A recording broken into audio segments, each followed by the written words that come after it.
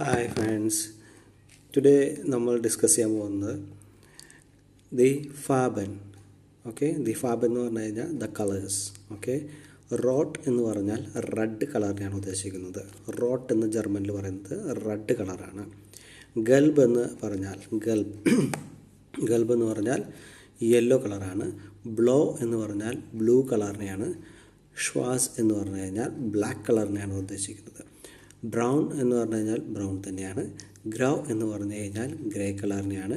Orange എന്ന് പറഞ്ഞാൽ orange തന്നെയാണ്. ലീല എന്ന് പറഞ്ഞാൽ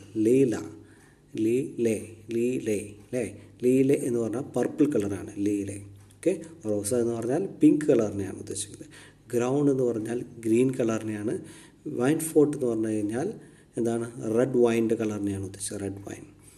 വൈസ് എന്ന് പറഞ്ഞാൽ white colour. Okay, that's all. Choose.